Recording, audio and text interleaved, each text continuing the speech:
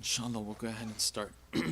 أعوذ بالله من الشيطان الرجيم بسم الله الرحمن الرحيم الحمد لله رب العالمين والصلاة والسلام على سيدنا ونبينا وحبيب قلوبنا وشفيع ذنوبنا وطبيب نفوسنا أبي القاسم المصطفى محمد وعلى آله الطيبين الطاهرين واللعنة الدائمة على أعدائهم أجمعين من الآن إلى قيام يوم الدين.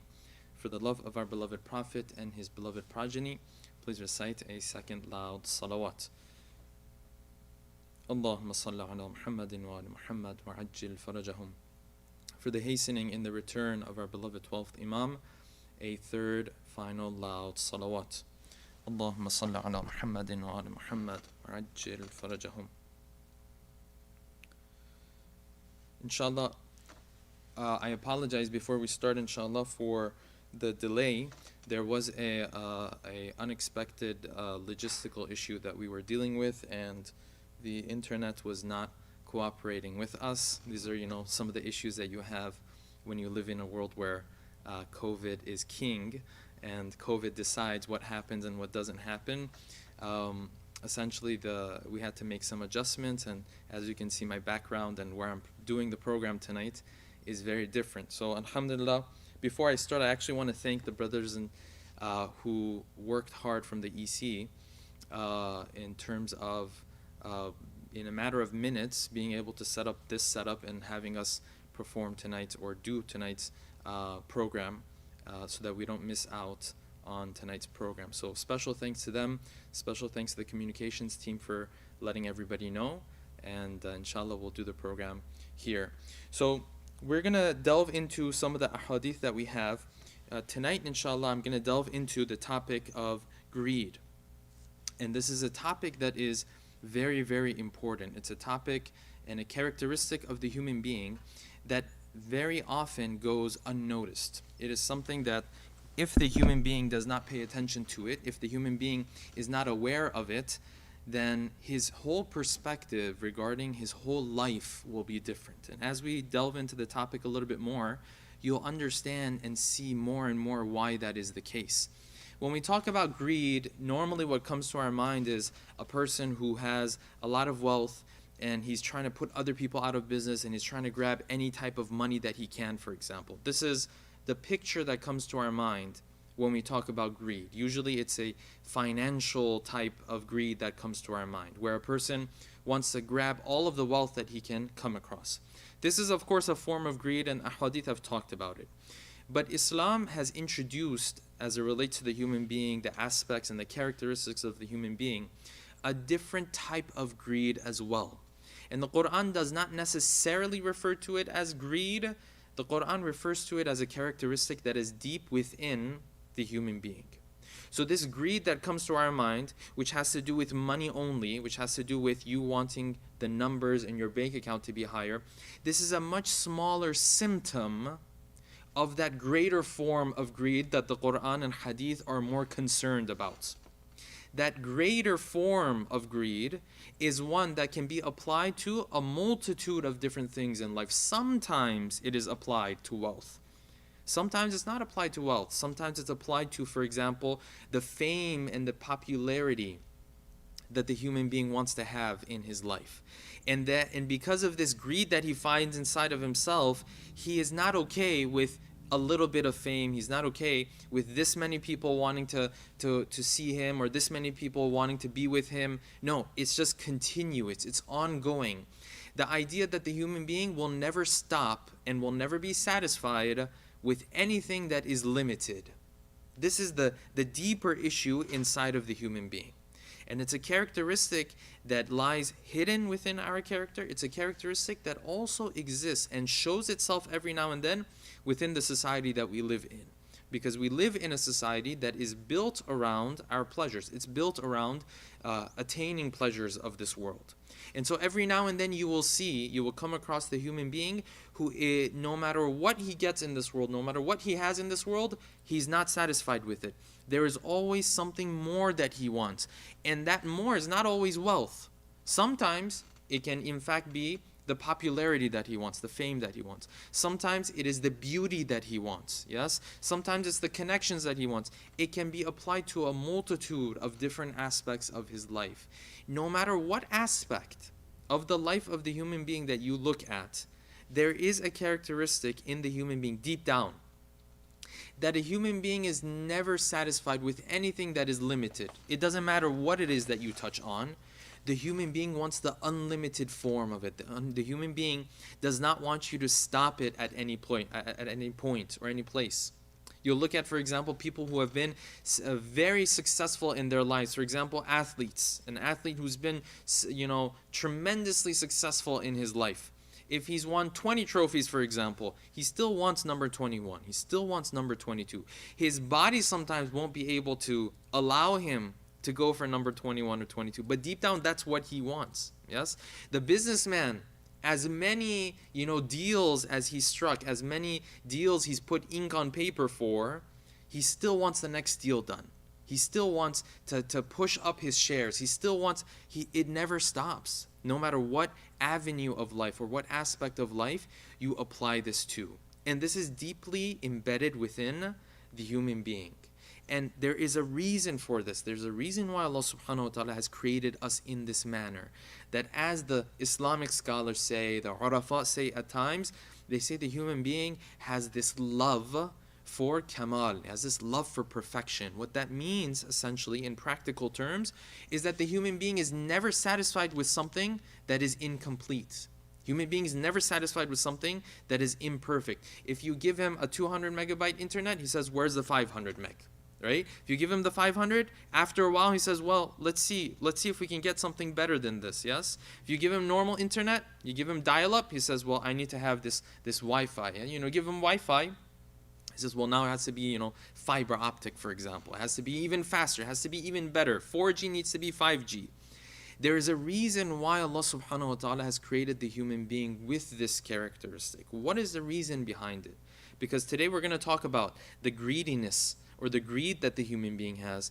And it's all negative talk, right? We're all going to say this is bad, this is wrong.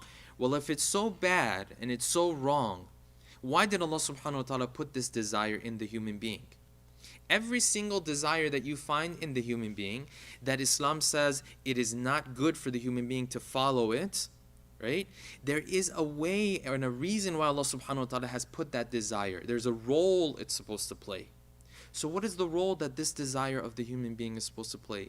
That he is never satisfied with anything that is incomplete, imperfect, anything that is limited. What is the role that it is supposed to play? That is something that we will leave, inshallah, for next week, inshallah. For our next Thursday night program, we'll discuss that. But as it relates to this, if the human being understands that this is something that is deeply embedded within himself, then the way he looks at life, the way he goes about living his life will be extremely different now. Why?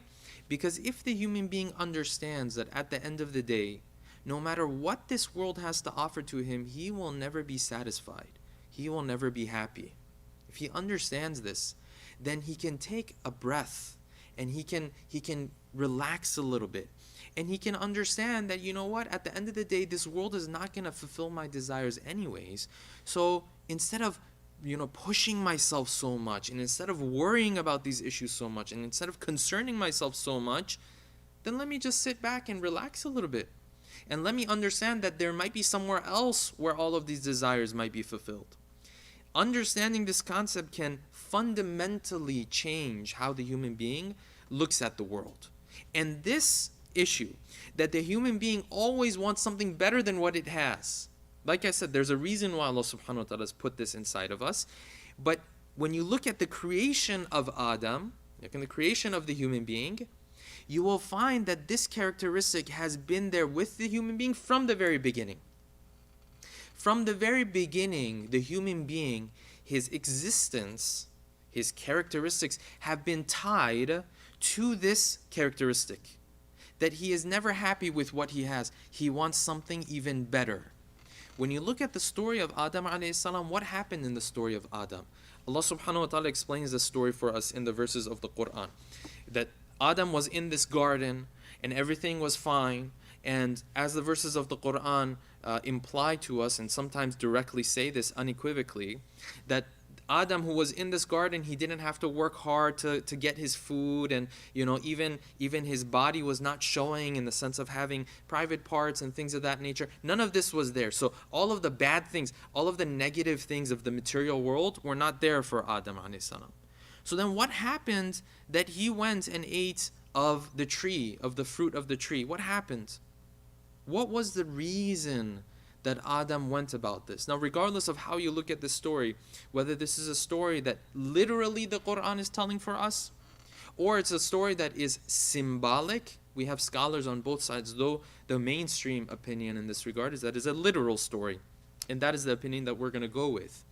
Regardless of how you look at it, the Quran is explaining to us what happened that Adam even put this thought into his mind. If you and I were there, we would have said, oh Adam, why even bother with eating this fruit? Your life is fine. Isn't your life fine? Your life looks good, right? There's trees and you eat of these trees and, life seems to be fine. Why go and eat of that fruit that Allah subhanahu wa ta'ala says, don't come close to this tree and don't eat of it? Why? When you look in the verses of the Quran, Allah subhanahu wa ta'ala explains why. And when you delve into the verses, you find out it's because the human being and Adam was never satisfied with anything that was limited. He wanted even more. This is what you find in the verses of the Quran. فَقُلْنَا يَا آدَمْ إِنَّ هَذَا عَدُوٌ لَكَ وَلِزَوْجِكَ فَلَا يُخْرِجَنَّكُمَا مِنَ الْجَنَّةِ فَتَشْقَى. We told Adam, listen, this guy is your enemy, referring to Shaitan. Make sure he doesn't have you leave this garden. Your life in this garden is fine. If you leave it, فَتَشْقَى. Life is going to become difficult, right? It's not going to be as easy and convenient as it is here. Okay. إِنَّ لَكَ أَلَّا تَجُوعَ فِيهَا وَلَا تَعْرَى. Here, you don't go hungry, and you're never without clothing either, right? There's none of the material issues that we have in this world applied to Adam over there. وَأَنَّكَ لَا تَضْمَأُ فِيهَا وَلَا تَضْحَى. You never go thirsty. There's never this heat that you have to deal with. This is a perfect place for you to live. It's a very good place for you to stay in. What happened? What did Shaitan come and say to even put this thought in the mind of Adam to even go and eat of this fruit? Take a look at what the Quran says. فَوَسْوَسَ إِلَيْهِ الشَّيْطَانِ. Shaitan came and started to do waswasa to him. But what did he say in this waswasa? Yes? What did he try to sell Adam on? What was his ticket? This was the main point that he was trying to make. He was selling him on this issue. قَالَ يَا آدَمُ هَلْ أَدُلُّكَ عَلَى شَجَرَةِ الْخُلْدِ وَمُلْكٍ لَا يَبْلَى. He said, you know what, Adam? Your life is fine right now. You don't have to, you never go hungry and all this stuff that the Quran said, right? Everything is fine right now. But do you want me to tell you of a tree where if you eat of the fruit of this tree, this is shajaratul khuld, you will be everlasting. I'll give you a better version of what you're living right now. وَمُلْكٍ لَا يَبْلَى. And a kingdom that will never disappear. It will never dissolve. He was understanding that Adam is a creation that no matter what he has, he wants the next level. And Shaitan came and said what? He said, listen, what you have is fine, but do you want the next level? This same characteristic that you and I have. That whatever they give us, if we know there's something after that, then we want the next one. And if we know there's nothing after that, we actually get depressed. We actually lose hope in life. Life becomes meaningless for the human being if he doesn't know that there's something greater to come. And if there is something greater to come, he's in a rush to get to that thing. So Shaitan came and said, listen, your life is fine. لا تجوع فيها ولا تعرى. There's no tadha, there's no tadma'u fiha wala tadha. You never go thirsty. All of these things that Allah subhanahu wa ta'ala told Adam. But if you eat from this tree, this is different. هل أدلك على شجرة الخلد وملك لا يبلى فأكل منها. And Adam, he ate from it. Why? Because deep down, this wanting more that you find in the human being is a characteristic that has been there in the story of Adam from the very beginning. From the moment of our creation, we have been created with this characteristic that we always want more. They can give us a mansion where you have people serving you and you never go hungry and there's always a shade over you and you have to worry about anything. But if they tell you there's a bigger mansion out there, then you and I are going to want that bigger mansion. And that's how we ended up here. Now, why is it that Allah subhanahu wa ta'ala has put this in our hearts? There's a reason for it, which we will discuss later. Now, the Quran continues. And the Quran says, listen, now that you as a human being understand that you have this characteristic, you have to understand that you have to control it. But how do you control it? We'll get to that in just a couple of minutes.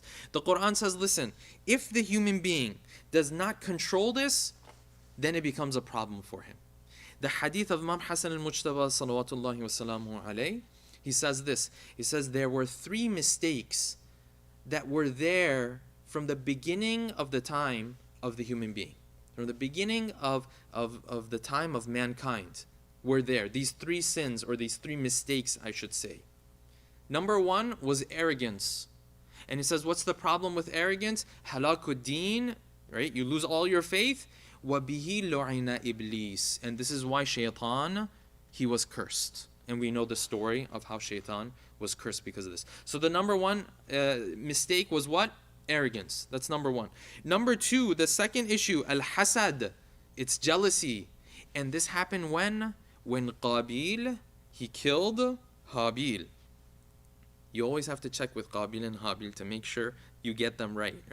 But I remember that, I believe actually, Qabil was the brother who killed Habil. Okay. This is number 2, al-hasad. It's been there, it's been tied to the human being from the very beginning. And then the third one that he says has been there with the human being from the very beginning, al-hirs. This greed doesn't mean you see money somewhere. No. This means that the human being always wants something better than what it has. And when did this take place? When Adam was in that garden and he wanted better than what he had and he ate from the fruit of the tree. Imam Hassan al-Mujtaba says these 3 sins, in one way you can say, defines the history or the future of mankind. These 3 sins, because these 3 sins are the sins that took place at the very beginning of the life of the human being, and will always be there with the human being, this hirs. So it's always there. If the human being understands this, if I understand that I'll never be happy with whatever I have, then my perspective on life is going to be very different. And surprisingly, it will be a very relaxing life for me. Because while I see other people running left and right, this one to make more money, this one to become more popular, this one to, become more beautiful, I understand and I know that each and every one of these, at the end of the day, this one will not become as rich as he really wants to deep down. This one will not become as popular as he really wants to deep down. This one will not become as beautiful as he or she wants to ever. Why? Because it's impossible. Because you live in a material, limited world. And then your heart wants unlimited. These two don't go hand in hand with one another. You see how the perspective on our life changes when we look at life from this perspective and from this lens that Quran and Hadith are introducing to us. Recite a salawat, please. Allahumma salli ala Muhammadin wa ala Muhammad wa ajil farajahum. This is why Ali ibn Abi Talib, he says, and this is from his book, book that has compiled his works by the name of Ghurarul Hikam. The hadith says this, he says, Al-hirsu matiyatu ta'ab. Hirs, greediness, is just a means of becoming tired. So beautiful, Ali ibn Abi Talib says. He says, listen, when you have greed, the result of it is that at the end of the day, you will not reach what you want to reach. You will sit there all tired. You spent your whole life and you didn't reach what you wanted to reach. That's the final result of it. You get tired. And in another hadith we read that the Prophet sallallahu wasallam alayhi, he said this. He said, "Man humani la yashba'an." There are two people who are hungry. They will never feel satiated. They will never feel full. Beautiful hadith of the Prophet.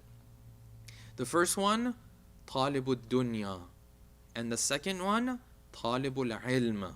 The first one is the one who looks for the pleasures in this world. He will never be satiated. Why? Why, ya Rasulullah? What if he makes a lot of money? What if he has a really good house? What if he's very beautiful and marries a very beautiful individual? Still, he won't be full and he won't feel full. He won't feel satiated. No, because he has this feeling inside of him as a human being that he will never stop at anything that is limited.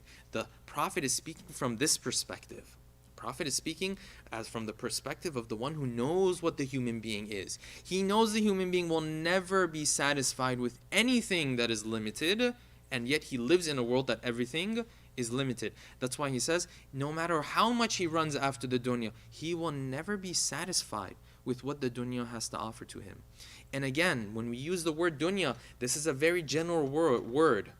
But you and I have to take this and apply it to our own lives, because the desires we have from person to person are very different from one another. They are very different from one another.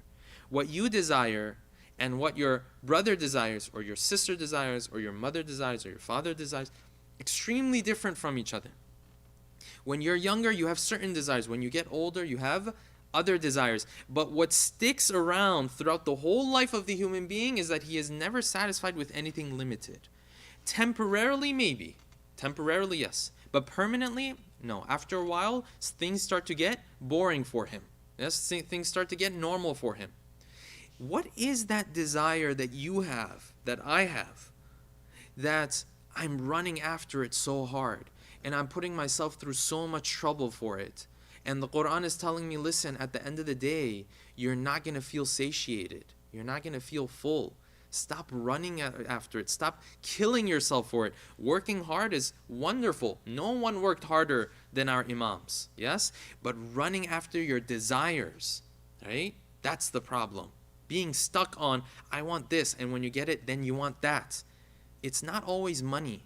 It's not even always popularity. It might be different things, and everyone has to think about it. Sometimes there might be a person who wants, for example, this might even take on a religious form as well. Maybe I want, I'll give you some examples. I want like this many programs. And then when I do this many programs, I say, I want another one. And I want another one. And it just keeps going. And for every person, it's going to be different. And this is a question that we have to think very long and hard on. What are those desires of mine that I am pushing myself so much for, whereas Quran and Hadith are telling us, listen, at the end of the day, you're not going to feel satiated. You're not going to feel satisfied with it at the end of the day. If we find an answer to this question, your life will fundamentally change. It will tremendously change. Moving on, in Surah Al-Ma'arij, Allah subhanahu wa ta'ala then gives us another look into the characteristics of the person who has this type of greed, and sometimes he doesn't even know it. Surah Al-Ma'arij is speaking, and it says, وَجَمَعَ فَأَوْعَى, and the one who keeps gathering wealth and keeps it to himself. He produces wealth, but he keeps it to himself. He doesn't give to those who he is supposed to give to. Okay. Then the Quran says this, إِنَّ الْإِنسَانَ خُلِقَ هَلُوعًا. The human being has been created with greed. That's how we created him. We're the ones who created him, and we're the ones who are telling you what we did to him. We put that greed inside of him. Greed in the sense that he always wants better. Doesn't matter what his situation he's in. He could be in the garden with like Adam was, but he wants shajaratul khuldi wa mulkin la yabla. He wants even better. He wants everlasting. He wants unlimited all the time. Okay, the Quran is saying, Inna al-insana khuliqa halu'a. But here's what happens though. If he's not able to control it, there are two characteristics that take place. Two things that show themselves when he has this greed. Number one, إِذَا مَسَّهُ الشَّرُّ جَزُوعًا. When something bad happens to him, he is jazur. He is impatient. He's intolerant. Why? because he can't take it. He wants unlimited, and here you are taking things away from him. No, you're moving in the wrong direction. He wants to move in that direction. You take something away from him, he can't be patient. No, you're really messing with him. You're making life more and more difficult for him. إِذَا مَسَّهُ الشَّرُّ جَزُوعًا. When difficulty happens to him, he can't sit back and say, you know what, this is difficult, but I can be patient. No, he can't be patient. Because his worldview is a worldview that, you know what, you have to gain all of the pleasures and someone's taking away these pleasures from you. What happens? Alarms start going off in his mind. Something is wrong here, right? Because innately he wants all these pleasures, but he's not getting them. So that's number one. Then what happens? وَإِذَا مَسَّهُ الْخَيْرُ مَنُوعًا. Beautifully, the Quran tells us. This person, the second characteristic he has, is that now if something good comes his way, he won't share it. If something good happens to him, if he makes some money, if he gets some popularity, if whatever happens, he wants it just for himself. Why? Because from his worldview, he has to grab as much as he can. He's already behind. Now something good has finally happened to him. You're saying, oh, share it with others. No, he can't share it with others. He's already behind. Now, the Quran telling us that this is the characteristic of the human being is one step. Now the Quran is going to tell us what is the solution to it. How is he supposed to solve this? If the Quran says the human being is like this fundamentally, but at the same time the Quran says he's supposed to be patient, well, these two don't go, they're not 100% compatible with one another. Because if I have this desire at the end of the day, what am I supposed to do with it? Just be patient forever? No. The Quran doesn't say you have to be patient forever. The Quran says you have to be patient until you get out of this world. Take a look at the rest of Surah Al-Ma'arij. What does it say? إِذَا مَسَّهُ الشَّرُّ جَزُوعًا وَإِذَا مَسَّهُ الْخَيْرُ مَنُوعًا. And then the Quran says this, إِلَّا الْمُصَلِّينَ. Except for those who pray. Except for those who believe in us, they pray. Okay. And then he continues, الَّذِينَ هُمْ عَلَى صَلَاتِهِمْ دَائِمُونَ. Those who are constantly praying. What happens when you constantly pray? You remind yourself of Allah subhanahu wa ta'ala. You remind yourself of your beliefs. Okay, now hold on. The verses are going to continue. وَالَّذِينَ فِي أَمْوَالِهِمْ حَقٌّ مَعْلُومٌ. And those who give from their wealth. لِلسَّائِلِ وَالْمَحْرُومِ. For those who are poor, for those who ask. Still the Quran hasn't solved the situation, yes? Because I'm saying I want unlimited things, and the Quran is saying, yes, we can solve that if you give from your wealth. Ya Allah, you're moving in the wrong direction. I want more. You're saying, yeah, if you give from it. How does that work? And then look at what the Quran says. وَالَّذِينَ يُصَدِّقُونَ بِيَوْمِ الدِّينِ. And those who believe in the day of judgment. Those who believe in the hereafter.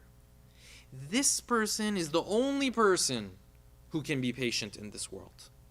Who can see this limited world and not get depressed. Who can see this limited world and be okay with having limited pleasure in this world. Why? Because he knows there's a place he's going to go where he can fulfill those desires. So it's temporary. You're just telling him to be patient for a small, short amount of time. 50, 60 years seems like a lot, or 70, 90, 100 years seems like a lot to us, yes? But if you put it into context, of course, it's not that much. If you look at what's coming after. So the Quran is saying, listen, you are the only one who can be patient. Why? Because you're the one who knows that after this life comes another life where there you can fulfill your desires. So the one who waits until then, he's going to be fine. And in this life, if bad happens to him, he can be patient. And if good happens to him, he has no problem sharing it. He's not going to hold on to it because he doesn't feel like he's missing out on anything. You know this sense of insecurity that we have, brothers and sisters?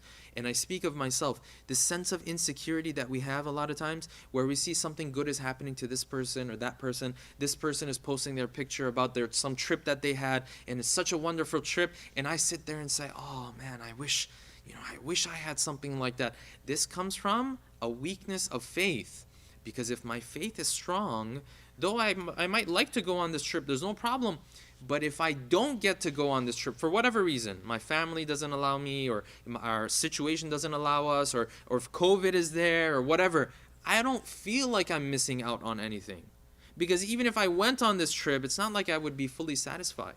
You know the sense that we have, many of us have right now, that oh my God, 2020, we missed out on so many things.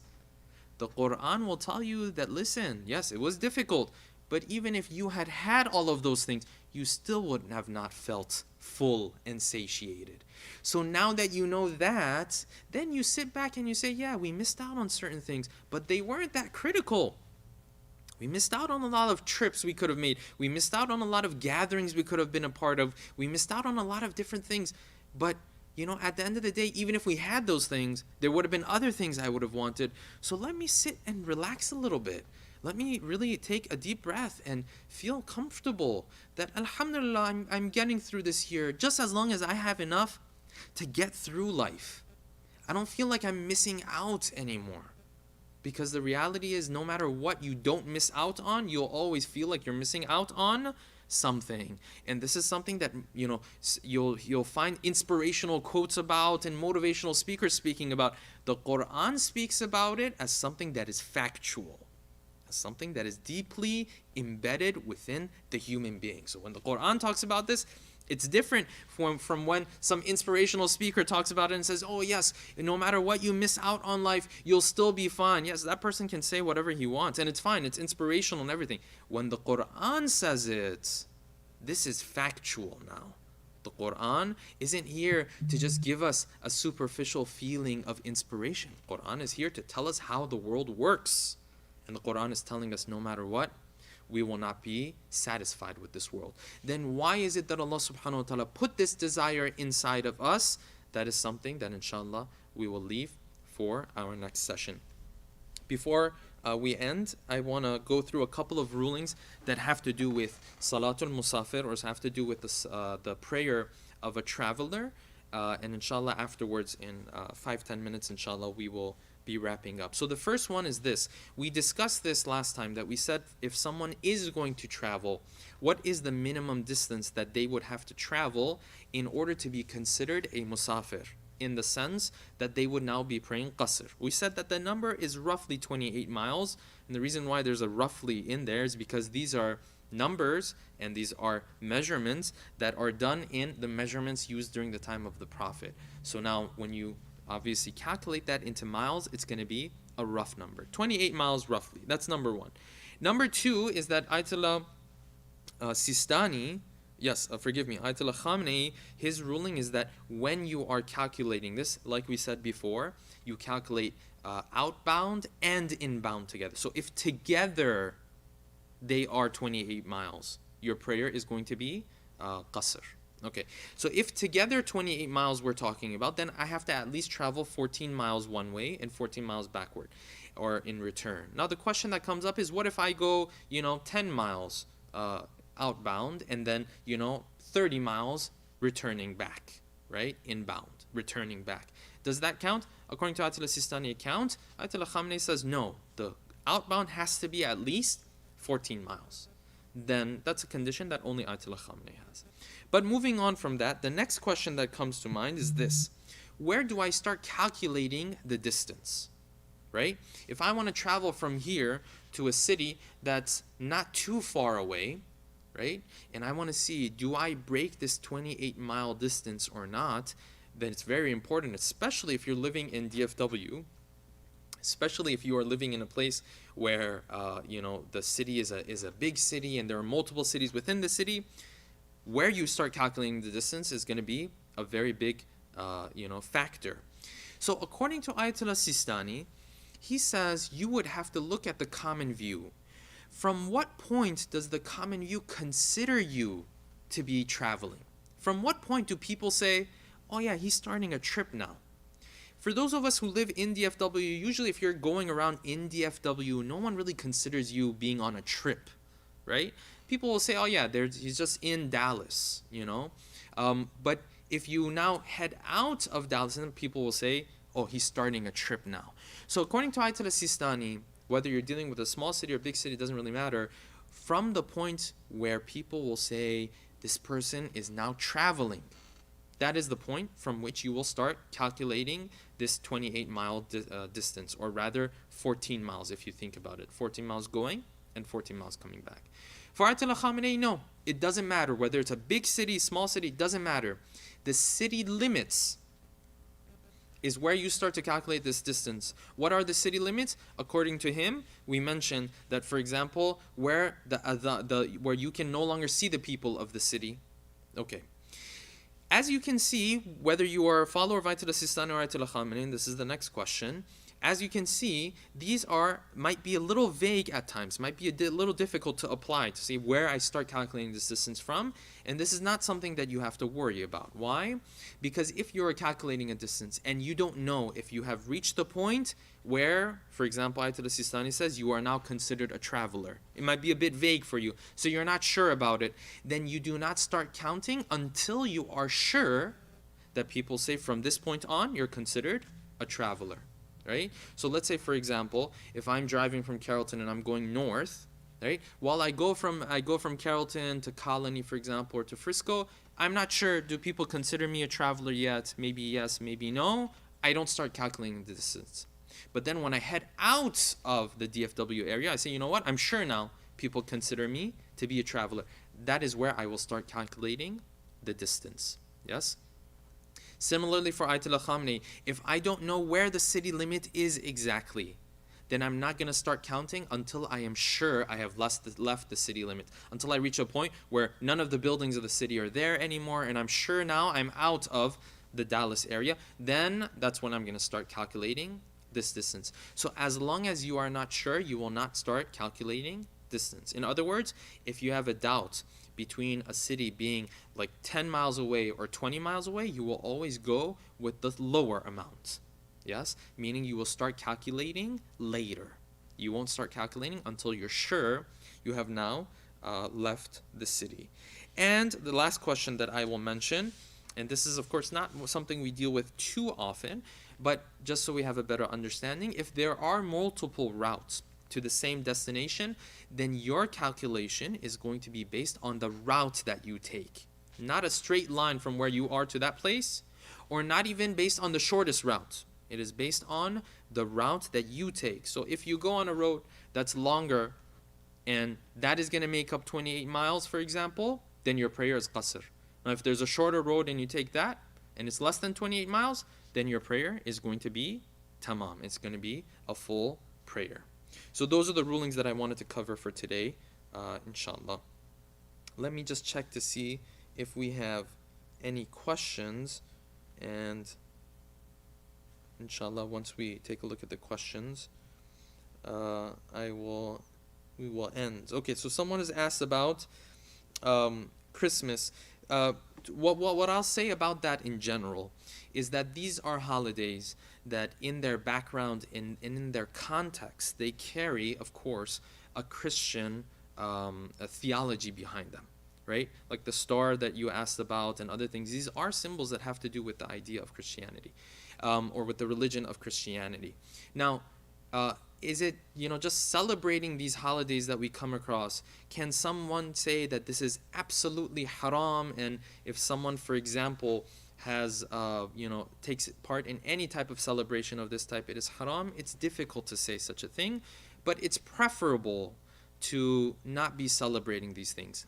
The reason why I say this is because they come with a culture.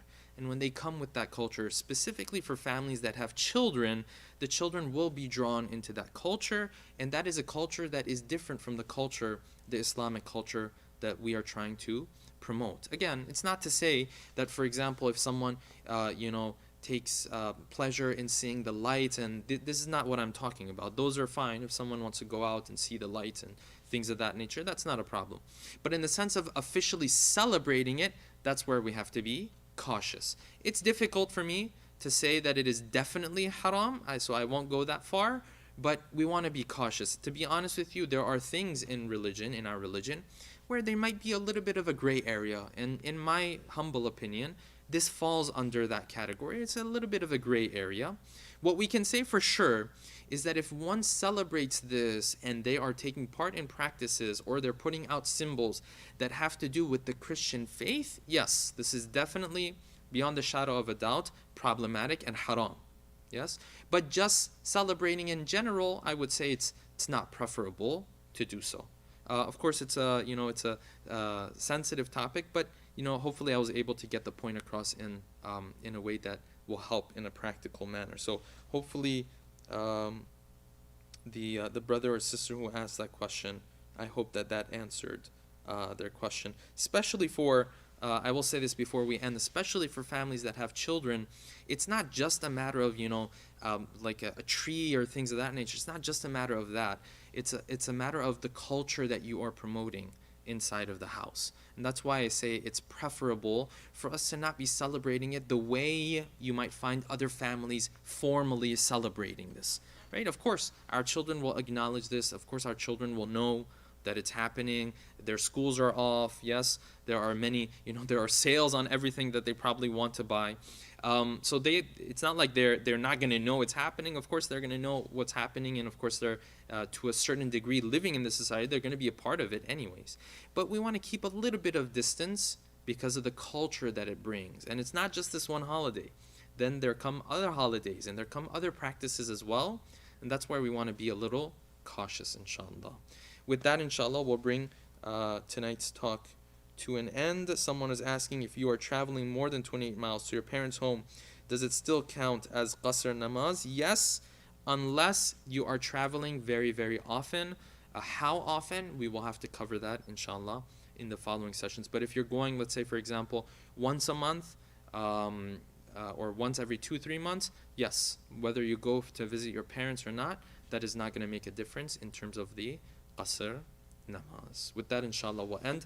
Let us recite Surah Fatiha for all of our marhumin and marhumat with a loud salawat ala Muhammadin wa ali Muhammad. Allahumma salli ala Muhammadin wa ali Muhammad wa ajjal farajahum. Bismillah ar-Rahman ar-Rahim. Alhamdulillahi Rabbil Alameen ar-Rahman ar-Rahim maliki yawmiddin. إياك نعبد وإياك نستعين اهدنا الصراط المستقيم صراط الذين أنعمت عليهم غير المغضوب عليهم ولا الضالين.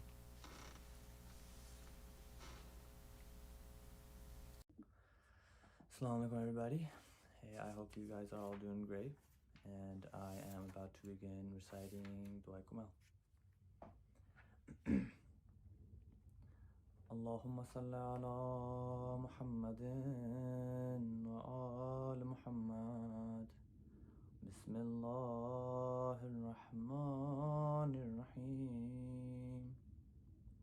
Allahumma inni as'aluka birahmatika allati wasi'at kulla shay wa biquwwatika allati kaharta biha kulla shay wa khaza'a laha kullu shay wa zalla laha kullu shay wa bijabarutika allati ghalabta biha kulla shay وبعزتك التي لا يقوم لها شيء وبعظمتك التي ملأت كل شيء وبسلطانك الذي على كل شيء وبوجهك الباقي بعد فناء كل شيء وبأسمائك التي ملأت أركان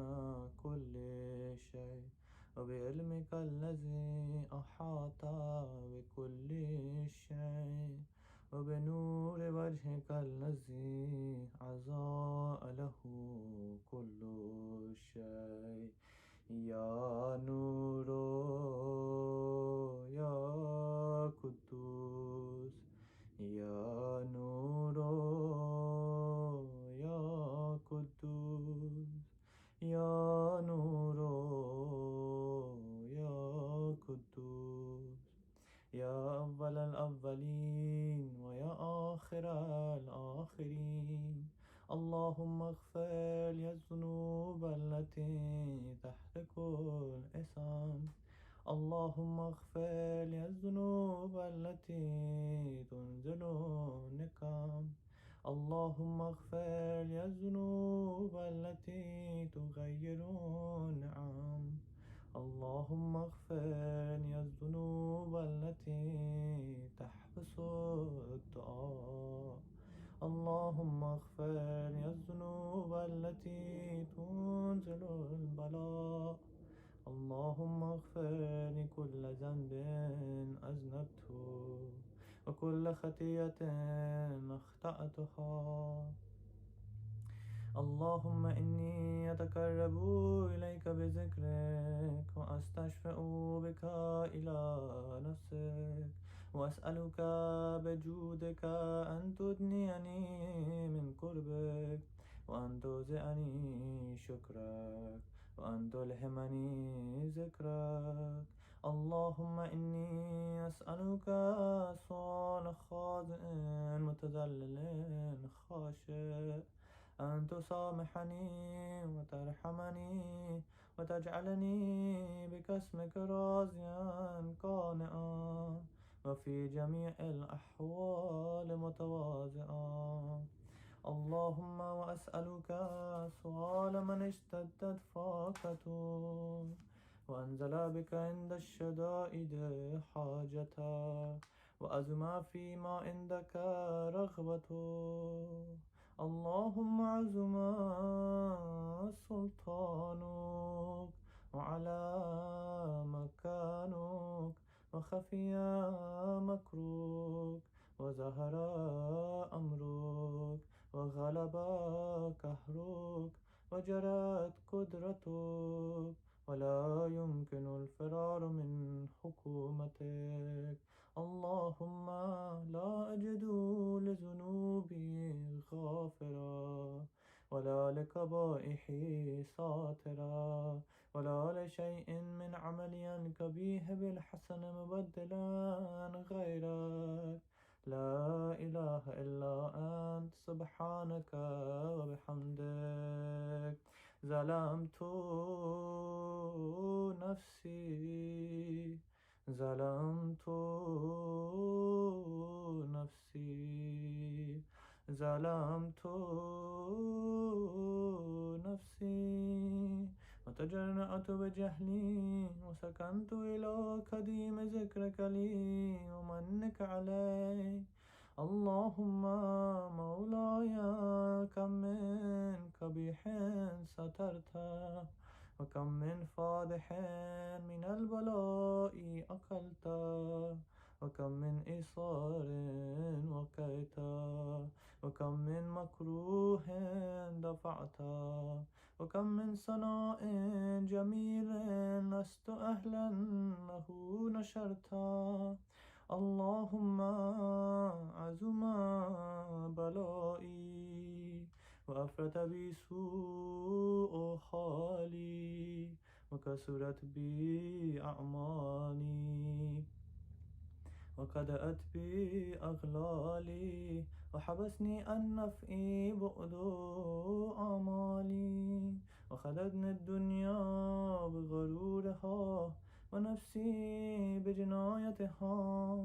ومثالي يا سيدي فأسألك بعزتك أن لا يحجب عنك دعائي سوء عملي وفعالي ولا تفزحني بخفي ما اطلعت عليه من سري ولا تؤاجلني بالعقوبة على ما عملته في خلواتي من سوء فعلي وإساءتي ودوام تفريطي وجهالتي وكثرة شهواتي وغفلتي. وكن اللهم بعزتك لي في كل الأحوال رؤوفا وعلي في جميع الأمور عطوفا. إلهي وربي من لي غيرك أسأله كشف ذري والنظر في أمري.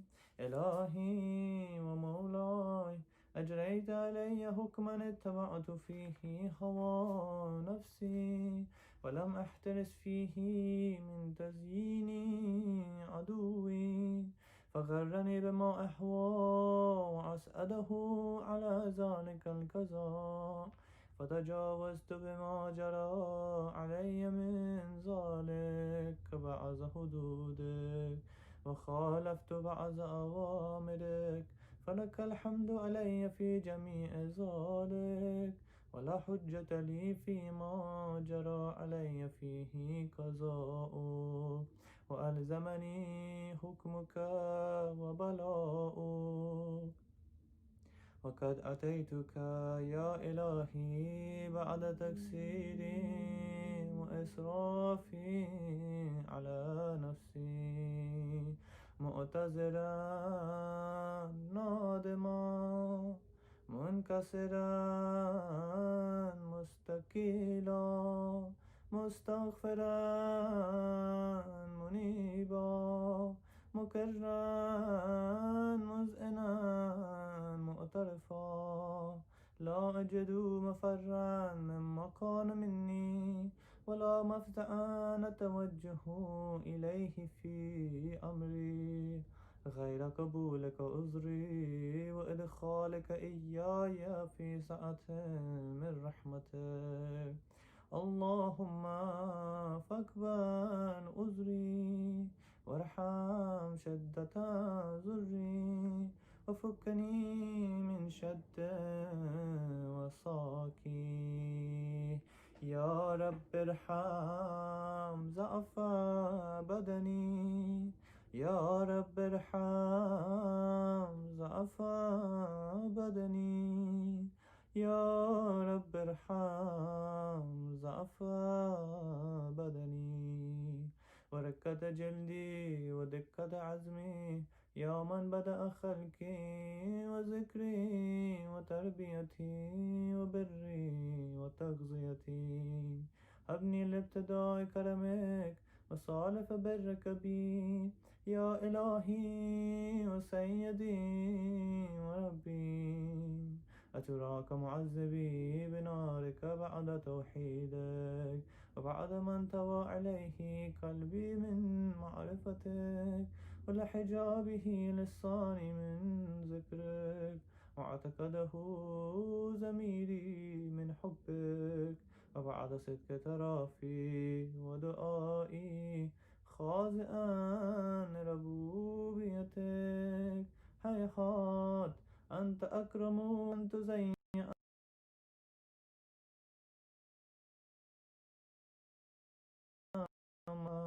أو من آويتا أو تسلم إلى البلاء من كفيته ورحمتا. وليت شعري يا سيدي وإلهي ومولاي أتسلط النار على وجوه خرت لعظمتك ساجدا وعلى ألسن نطقت بتوحيدك صادقا وبشكرك مادحا، وعلى قلوب اعترفت بإلهيتك محققا، وعلى زمارها حوت من العلم بك حتى صارت خاشعة، وعلى جوارح سعت إلى أوطان تأبدك طائعة، وأشارت باستغفارك مذئنا. ما هكذا الظن بك ولا أخبرنا بفضلك عنك، يا كريم يا رب، يا كريم يا رب، يا كريم يا رب.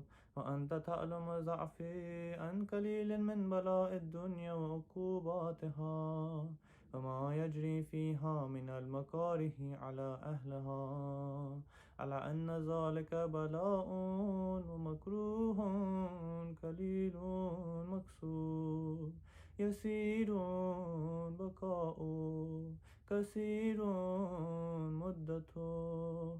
فكيف احتمالي لبلاء الآخرة وجليل وقوع المكاره فيها وهو بلاء تطول مدته ويدوم مقامه ولا يخفف عن أهله، لأن لأنه لا يكون إلا عن غضبك وانتقامك وسخطك، وهذا ما لا تقوم له السماوات والأرض يا سيدي. فكيف بي وأنا عبدك الضعيف الذليل الحقير المسكين المستكين، يا إلهي وربي وسيدي ومولاي. لأي الأمور إليك أشكو، ولما منها أزج وأبكي، لأليم العذاب وشدته أم لطول البلاء ومدته. فلئن سيرتني للعقوبة مع أعدائك، وجمعت بيني وبين أهل بلائك، وفرقت بيني وبين أحبائك وأوليائك، فهبني يا إلهي وسيدي ومولاي وربي. صبرت على عذابك، فكيف أصبر على فراقك؟ وهبني صبرت على حر نارك، فكيف أصبر عن النظر إلى كرامتك؟ أم كيف أسكن في النار ورجائي أفوق؟ فبعزتك يا سيدي ومولاي أقسم صادقا، لئن تركتني ناطقا لأزجن إليك بين أهلها زجيجا آمنين، ولا أصرخن إليك صراخ المستصرخين، ولا أبكين عليك بكاء الفاقدين، ولا أنادينك أين كنت يا ولي المؤمنين، يا غاية آمال العارفين، يا غياث المستغيثين، يا غياث المستغيثين، يا غياث المستغيثين، يا حبيب قلوب الصادقين، ويا إله العالمين. أفتراك سبحانك يا إلهي وبحمدك تسمع فيها صوت عبد مسلم زجن فيها بمخالفته، وذاق طعم عذابها بمعصيته، وحبس بين أطباقها بجرمه وجريرته، وهو يزج إليك زجيج مؤمن رحمتك، ويناديك بلسان أهل توحيدك، ويتوسل إليك بربوبيتك يا مولاي. فكيف يبقى في العذاب وهو يرجو ما سلف من حلمك؟ أم كيف تؤلمه النار وهو يأمل فضلك ورحمتك؟ أم كيف يهلكه لهيبها وأنت تسمع صوته وترى مكانه؟ أم كيف يشتمل عليه زفيرها وأنت تعلم ضعفا؟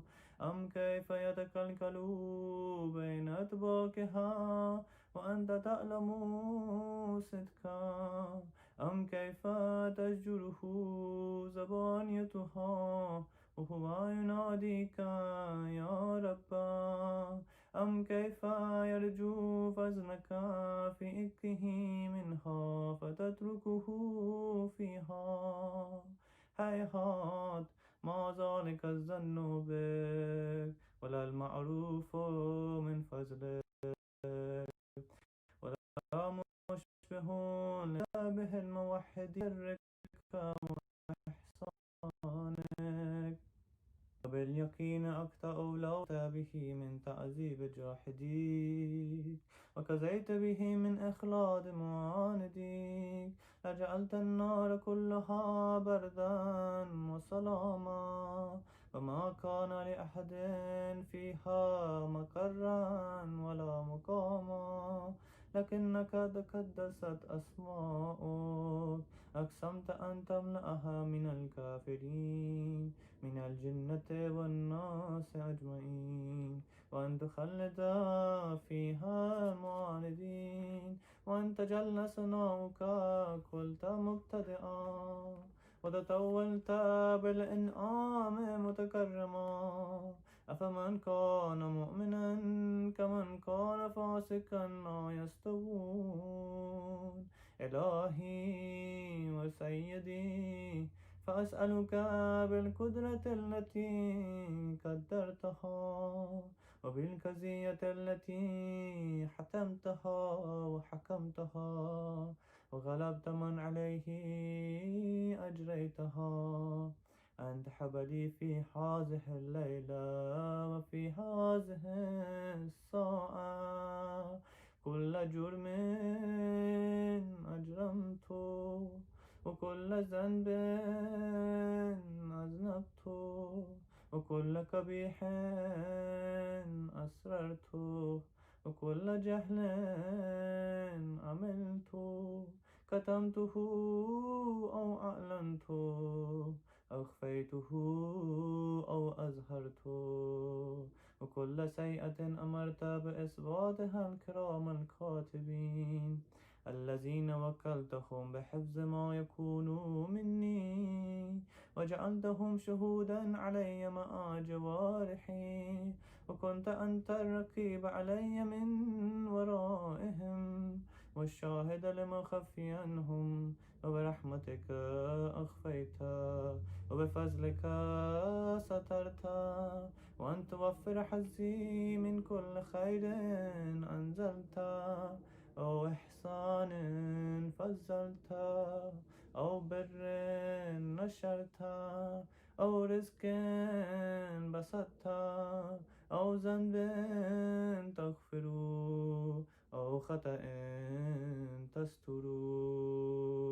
يا ربي يا ربي يا رب، يا ربي يا ربي يا رب، يا ربي يا ربي يا رب، يا إلهي وسيدي ومولاي ومالك ركي، يا من بيده ناصيتي، يا أليما بزري ومسكنتي، يا خبيرا بفكري وفاقتي.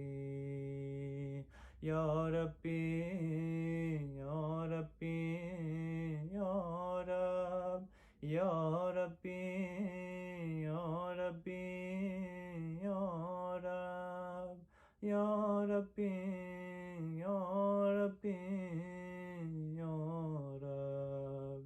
أسألك بحقك وقدسك وأعظم صفاتك وأسمائك أن تجعل أوقاتي في الليل والنهار بذكرك مأمورا، وبخدمتك موصولا، وأعمالي عندك مقبولا، حتى تكون أعمالي وأورادي كلها وردا واحدا، وحالي في خدمتك سرمدا.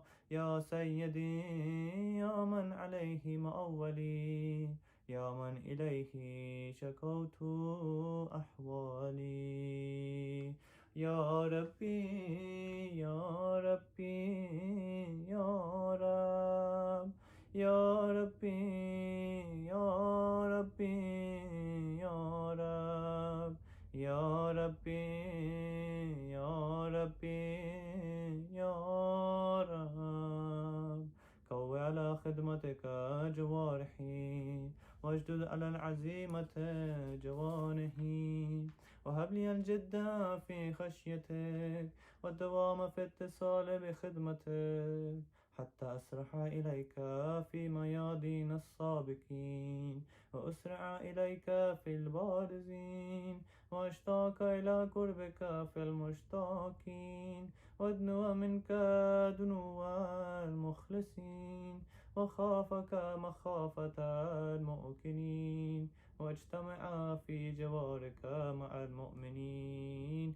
اللهم ومن أرادني بسوء فأرده ومن كادني فكده واجعلني من أحسن عبيدك نسيبا عندك وأقربهم منزلة منك وأخسهم زلفة لديك، فإنه لا ينال ذلك إلا بفضلك. وجود لي بجودك وعطف علي بمجدك واحفظني برحمتك واجعل لساني بذكرك لحجا وقلبي بحبك متيما ومن علي بحسن إجابتك وأكلني أسرتي واغفر زلتي، فإنك كزيت على عبادك بعبادتك وأمرته بدعائك وزمنت لهم الإجابة. فإليك يا ربي نسبت وجهي وإليك يا ربي مددت يدي، فبعزتك استجبني دعائي وبلغني مناي ولا تعتأ من فضلك رجائي واكفني شر الجن والإنس من أعدائي. يا سريع الرضا يا سريع الرضا يا سريع الرضا اغفر لمن لا يملك إلا الدعاء فإنك فعال لما تشاء. يا من اسمه دواء وذكره شفاء وطاعته غنى، ارحم من رأس مالح الرجاء وصلاحه البقاء.